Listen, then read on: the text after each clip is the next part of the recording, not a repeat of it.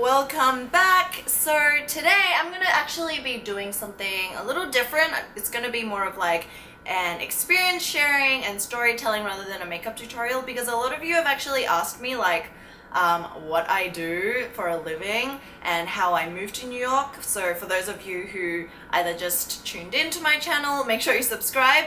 I actually came from Australia and I moved to New York about 1.5 years ago, and a lot of you wonder how I did that, what was the process, and I think a lot of you asked me like what it's like to live here. So I thought I'd just jump on and do a video all about my experiences. And also, I'm gonna throw in a little of my life tips and things I've learned in the city, because I came from moving out of home to living by myself, and it was such a difficult transition, especially in New York. You know, this city is a tough ass city. So hopefully that will give you a little heads up, because I sure as hell needed someone to give me some little pointers when I first moved here. It was a learning experience. So yeah, I guess let's just get into it.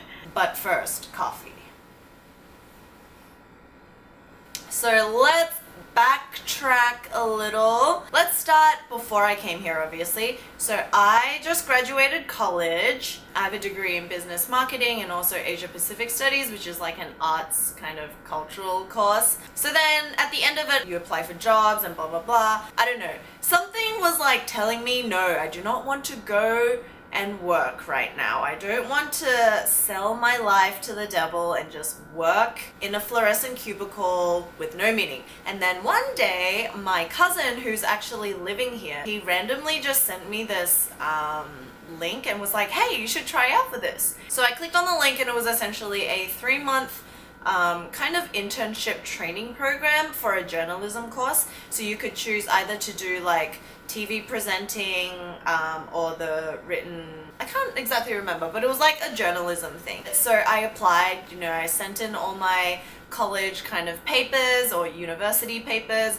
to kind of try out for this, and then I got an interview, and then I interviewed, and then about like a week later I found out that they wanted me! Acceptance! Yay! I literally left, like packed all my stuff, left, had no plan. You know, I just finished college, so I was kind of free. So I thought this would be the perfect opportunity and the perfect time as well. I had to find accommodation. I really didn't know New York well. I didn't even know like Manhattan was a city and then Brooklyn was like a completely different part. I thought it was just kind of all on the same thing. Like that's how little I kind of knew about the geography of it all. But then I ended up getting an Airbnb, which was in Greenpoint in Brooklyn. Old school kettle to make some coffee. Oh, how cute is my welcome message? Let no one ever come to you without leaving happier. Anyway, because of the, oh my god, that's the thing I need to... Okay. Oh, that was intense. And then... oh, shit. I have no milk. Oh my god. I could add butter. Maybe I should have black coffee. Let's just axe that. Gonna go get changed into something more comfy. So this is my room. Tall boy here. There's like a shelf in there, but I don't really use it. And then there's the vanity and the bed where the magic happens, but there ain't no magic. And this is my closet. So anyway, I came here, started the course, and then I met a girl in the course. Her name's Rowena, and she's actually starting her own channel here as well, so I'll leave it in the details below. You know how like you meet some people and you just instantly know, like you click. and you share that connection, and like they understand you, you understand them, and there's no like frills about it. She was just one of those people. So during those 3 months, that course for TV presenting and journalism writing, I had to pretty much learn how to do it from scratch, and also like how to conduct interviews, and you know, you have to like go up to people and ask them like questions, and council members like what they think about blah blah blah, and that was so out of my comfort zone. You have to get this information, come back in 3 hours and have this report written and submitted. And I was like, oh. It was during that time that I also got to learn photography, so like how to work a video camera, like all the videography stuff, like ND filters, and how to set up lighting, all the audio, the photography and the videography. That's where I kind of learnt it all. So during that time, I met a guy who was in the digital media department. I talked to him and he was like, you know, what are my interests? What am I doing here? What I plan for the future? And I was like, I honestly don't have a plan, like I said straight up, because sometimes I feel like in society you're just expected to know what you want to do, have it all thought out, and if you don't have it thought out, they'll think you're a bit like stupid. But in actuality, no one has any idea what they're doing. They might kind of know what they want to do, but I feel like, okay, well, I speak for myself, but no one really knows what they're doing, you know? Let's just have a little sip. Long story short, that was how I joined the digital media or YouTube team. So at the end of it, I was like, oh my god, I gotta get a place now, and it was such a headache. You know, Rowena, my friend, she needed a place too because she decided to stay. I needed a place, so we're like, hey, let's just live together. Going out apartment hunting in this city is the worst thing ever. I live in Chelsea. We've been staying here for more than a year now. If you live in the city, be prepared to forfeit a majority of your pay. Like, it is expensive, and for what you get for giving most of your pesos is a matchbox. It's like this. I shower here, I poop here, I eat here, and I sleep here. So sad. And in return, you live in the city, you live in Manhattan. I don't know if that's perfectly justifiable. To tell a little bit about this place, it's like a studio. So a studio means it's kind of a 1-bedroom, but it's all open. There's a bedroom, which my roommate takes, and I actually am in the living room. And that's just a standard kind of situation for anyone who wants to live in the city. You know, you don't want to pay like $4,000. So this place that I'm living in right now, I'm just gonna be honest with you guys. I found this place for $2,200. So we split that in half, and then, you know, you pay for your electricity, you pay for your internet on top of that. But gas and water is included, which is a good thing. I definitely took for granted the space I had back home, like the space as in your personal bubble, and space also as in your living area. Like if you are on the subway, be prepared to be like this far away from someone's armpit.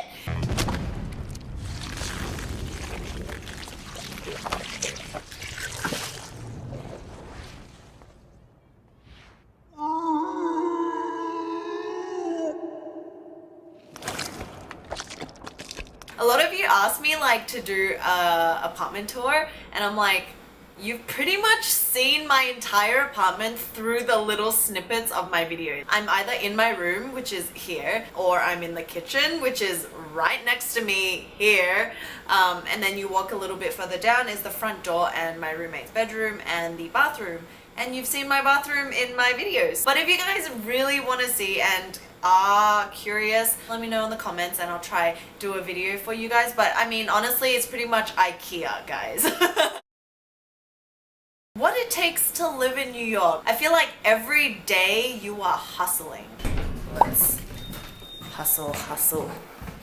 Typical New York life. What does Jay-Z say again? It's like, if you can make it here. Oh wait, that's Alicia Keys. If you can make it here, then you can make it anywhere. Like, I truly understand that. The land of opportunity. Definitely expensive. I told you guys how much my rent is, but on top of that, like food, you eat out constantly because you're just tired, and if anything goes wrong, like your plumbing bursts, and it just like completely flooded my kitchen. I'm like, oh my god. Things add up really quick. I remember when I first moved here, I bought coffee every day because I lived in Brooklyn. I didn't have time to make coffee in the morning, so I just bought it. And it added up to be about like $200 to $400 on coffee. There's something not right about that. Girl, you gotta rethink your finances. And then we had like this mouse problem.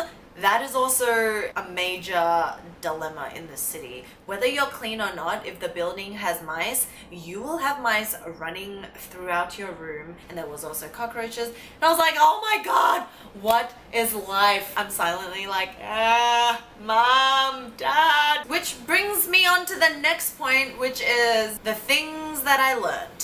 One, New York is dirty as hell. For the people who have never been to New York, your only exposure to what New York is like is through movies and entertainment. What you see in movies is definitely not the lifestyle that you will actually live if you do decide to move here. Because in movies, it's very selected, it's very curated. It's not false, but it's just very adorned. So people will spit just out in the open. The other day, me and Mia were on the train and the guy just like spat on the train. We're just like, what just happened? When you go to Times Square, yes, there's all these like fabulous billboards and moving motions and pictures, and then you see that the subway smell like pee. You see rats and mice just running on the platform and even on the train. There was a time when we went onto the train and there was a rat on the train and everyone's like, ah! And we're like, what's happening? And they're like, there's a rat! And we're like, oh my God, let's get out of here. So it is dirty. The people aren't actually rude, because if you stop and ask someone like directions, happily they'll tell you how to get there.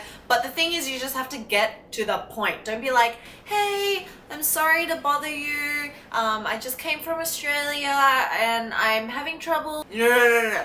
You get to the point. You're like, where is Madison Square Garden? And they'll be like, oh, so you just blah, blah, blah, blah, blah. You know, happy days. Throughout this process moving to New York, I was never really in tune with anything. But when I came here, I discovered like kind of my spirituality type of thing. Like if I had to put it, it's the principles that kind of guide and lead you in your everyday life to kind of help you make the decisions that you do have to make every day. So those principles, I choose to be truthful, because there's no point in lying about or like glamorizing, especially on YouTube, the life that I live, or trying to make people think you're a certain way when you're not.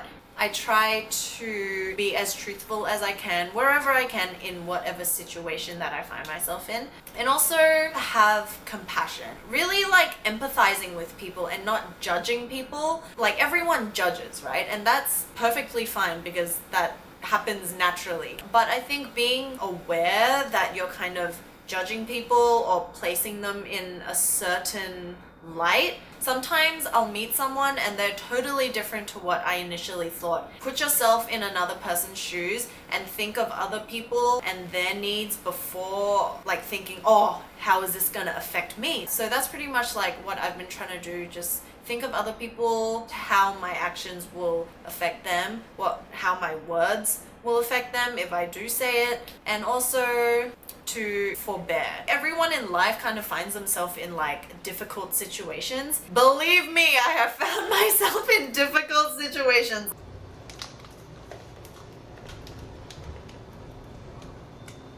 Fail. Oh my God, this city is full of bad situations.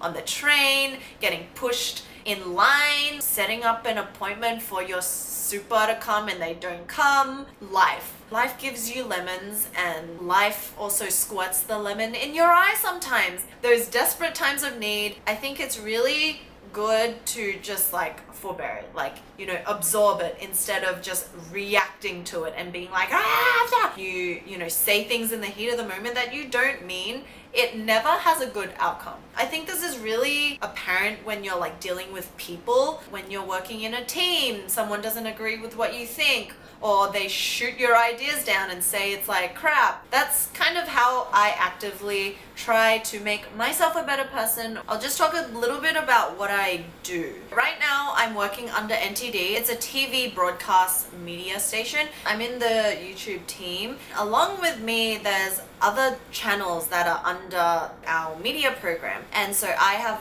you know, Coffee and Cashmere. There's also Asian Beauty Secrets, who my friend Mia does. There's also a news channel called China Uncensored. There's also one, if you guys want to learn like basic Chinese, is Learn Chinese Now. And also I help to host another show, which is Off the Great Wall. We have an office, we have a studio. I was pretty lucky to be able to step into that with all the equipment that I needed in order to make content. The one that I'm using now talking to you guys and the vlogging camera I use is my own. And a lot of you guys ask me which one it is, and it's actually the Samsung NX Mini. It's a mirrorless camera. It's got wireless, so I can like send pictures that I take on the camera to my phone, you know, immediately and just edit it and then upload it onto Instagram or whatever. And it's also got the flip up screen. So for those of you who are wondering, I do do YouTube full time. I'm in the office 9 to 6. So I film either at my apartment and then take the footage and edit it